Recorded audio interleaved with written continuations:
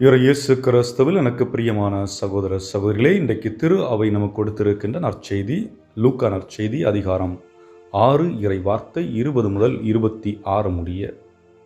இந்த பகுதியினுடைய நற்செய்தியின் சுருக்கத்தை பார்க்கின்ற பொழுது இயேசு கூறுகிறார், ஒரு புறம் பேறு பெற்றவர்கள் என்றும் இன்னொரு புறம் அவர்களுக்கு ஐயோ கேடு என்றும் சொல்லுகின்றார். இந்த பேறு பெற்றவர்கள் யார் என்று பட்டியலை அவர் கொடுக்கின்றார். ஏழைகள் பேறு பெற்றவர்கள், பட்டினியாய் இருப்பவர்கள் பேறு பெற்றவர்கள், அழுது கொண்டிருப்பவர்கள் பேறு பெற்றவர்கள், இயேசுவின் பொருட்டு நீங்கள் வெறுத்து ஒதுக்கப்பட்டால் நீங்கள் பேறு பெற்றவர்கள், ஆக உங்களுக்கு விண்ணுலகில் அதற்குரிய இடம் கிடைக்கும் என்று சொல்லுகின்றார். அதே நேரத்திலே இன்னொரு புறத்திலே செல்வந்தர்களுக்கு ஐயோ கேடு என்று சொல்லுகின்றார்.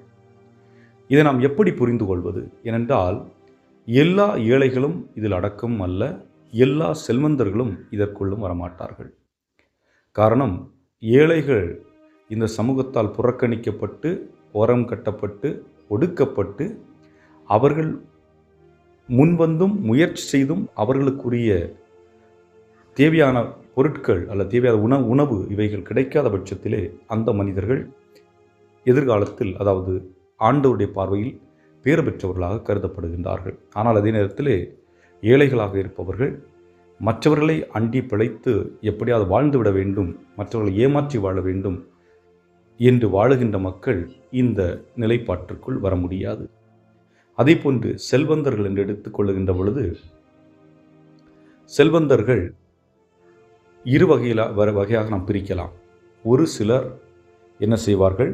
தான் சம்பாதித்தது தனக்கென்று வைத்துக் கொள்வார்கள். ஏனென்றால் இன்று நாம் சொல்ல வேண்டும் என்றால், இந்தியாவிலிருந்து அதிகமாக பணத்தை சம்பாதித்து அந்த பணத்தை மற்ற நாடுகளிலே அவர்கள் ஒரு நிலத்தை வாங்குவதாக இருக்கலாம், ஒரு ஐலண்டை வாங்குவதாக இருக்கலாம், இன்னும் மற்ற இடங்களிலே பல இடங்களில் இன்வெஸ்ட் செய்வாங்க. அதே போன்று இந்த பணத்தை பதுக்கி வைப்பார்கள். நகையாக, பணமாக, சொத்தாக, இவ்வாறு பணத்தை பதுக்கி வைப்பார்கள். இந்த பணத்தை மற்றவர்களுடைய தேவையின் மற்றவர்கள் நலனுக்காக பயன்படுத்த மாட்டார்கள். காரணம், இந்த பணம் மற்றவர்களை கொள்ளையடித்து உருவாக்கப்பட்ட சம்பாதித்த பணம். ஆகவே இந்த நிலையில் உள்ளவர்களுக்கு ஆண்டவர் சொல்லுகின்றார், உங்களுக்கு ஐயோ கேடு. காரணம், மற்ற மனிதர்கள் பசியாக வாடுவதற்கு நீங்கள் காரணமாக இருக்கின்றீர்கள். அவர்களுடைய இன்பத்தை அவர்கள் தொலைப்பதற்கு நீங்கள் காரணமாக இருக்கின்றீர்கள். அவர்களுடைய மகிழ்ச்சியை அவர்கள் இழப்பதற்கு நீங்கள் காரணமாக இருக்கின்றீர்கள். ஆகவே உங்களுக்கு ஐயோ கேடு என்று சொல்லுகின்றார்.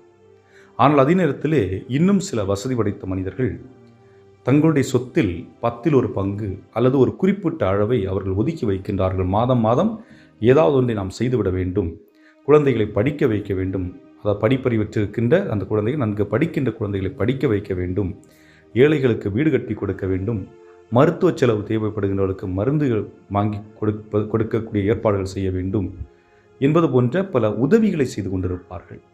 அவர்கள் ஒரு புறத்தில் சம்பாதித்து கொண்டிருப்பார்கள், இன்னொரு புறத்தில் அவர்களால் முடிந்த அளவு பிறருக்கு உதவி செய்து கொண்டிருப்பார்கள். இந்த மனிதர்கள் பேறு பெற்றவர்கள் நிலைப்பாட்டில் தான் வருவார்கள். காரணம் என்னவென்றால், இவர்கள் மற்றவர்களுடைய தேவையை அறிந்து செயல்படுகின்றவர்களாக இருக்கின்றார்கள். உதவி என்று வந்து கேட்டு நிற்கின்றவர்களுக்கு ஏதாவது ஒரு ரூபத்திலே அவர்களுக்கு உதவி புரிகின்றார்கள். ஒன்று அவர்களுக்கு தேவையான உணவை கொடுத்து உதவி புரிகின்றார்கள், அல்லது அவர்களுக்கு வேலையை கொடுத்து உதவி புரிகின்றார்கள். ஆக இங்கு நாம் பார்க்கின்ற பொழுது, நான் எந்த நிலைப்பாட்டில் இருக்கிறேன் என்று பார்க்க வேண்டும். நான் எனக்கென்று வாழுகின்றேனா அல்லது பிறருக்கென்று வாழுகின்றேனா? இந்த இரண்டு சிந்தனை அடிப்படையில் நாம் பார்க்க அழைக்கப்பட்டிருக்கின்றோம். நான் எனக்கென்று மட்டுமே வாழ்ந்தேன் என்றால், நான் ஏழையாக இருந்தாலும் பணக்காரனாக இருந்தாலும் எனக்கு ஐயோ கேடு. நான் பிறருக்கு கொடுத்து வாழ வேண்டும் என்று நான் வாழ்ந்தேன் என்றால், நான் கடவுளுக்கு உகந்த ஒரு வாழ்வை வாழுகின்றேன் என்றால், அதாவது இப்போ மற்ற மதத்தை சார்ந்தவர்கள் என்ன சொல்வார்கள் என்றால், செல்ஃப்லெஸ்னஸ், அதாவது தனக்கென்று வாழாமல் பிறருக்காக வாழ வேண்டும் என்று சொல்வார்கள். ஆனால் இயேசு கிறிஸ்து நமக்கு சொல்லுகின்றது என்னவென்றால், தன்னையே அழித்து பிறருக்கு கொடுப்பது, செல்ஃப் டிஸ்ட்ரக்ஷன், தன்னை அழித்து பிறருக்கு கொடுப்பது. அப்படி என்றால் எந்த அளவிற்கு ஆழமான அர்த்தம் உள்ளதாக இருக்க வேண்டும் என்று பாருங்கள். அன்புக்குரியவர்களே, நமது அழைப்பு சாதாரண ஒரு அழைப்பு அல்ல. நாம் நம்மையே அழித்து பிறருக்கு கொடுக்க வேண்டும். இயேசு அவ்வாறு தான் செய்தார். அந்த அழைப்பு தான் இந்திய நற்செய்தியின் வாயிலாக நமக்கு வருகின்றது. ஆகவே அன்புக்குரியவர்களே, சிந்தித்து பார்ப்போம். நாம் வாழ்வது ஒரு முறை, ஆனால் நான் வாழ்ந்தேன் என்பது என்னுடைய செயல்கள் பிறருக்கு சொல்ல வேண்டும்.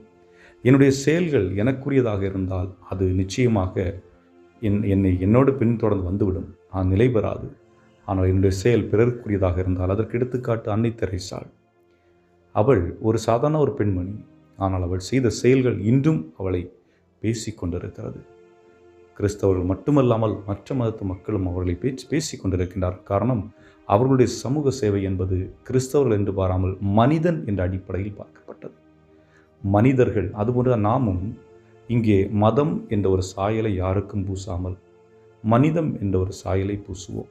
ஏனென்றால் நாம் எல்லாரும் கடவுளால் படைக்கப்பட்டவர்கள். எல்லாருமே கடவுளால் படைக்கப்பட்டவர்கள்.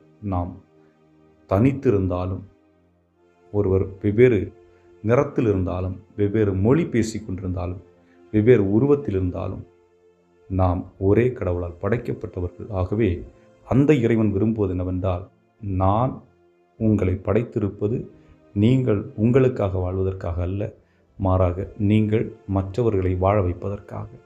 சிந்திப்போம். இறைவனுடைய ஆசை வேண்டுவோம். என்றும் வாழும் இல்லாமல் இறைவா, உம்முடைய அன்பினை நாங்கள் பிரதிபலிக்கக்கூடியவர்களாகவும், எங்களை நாங்கள் அழித்து பிறருக்கு உணவாக எங்களுடைய வாழ்வை அர்ப்பணிக்கக்கூடியவர்களாகவும் வாழ வேண்டிய அருளையும் ஆற்றலையும் அளித்தருள எங்கள் ஆண்டவராய் கிறிஸ்து வழியாக மன்றாடுகின்றோம். ஆமேன்.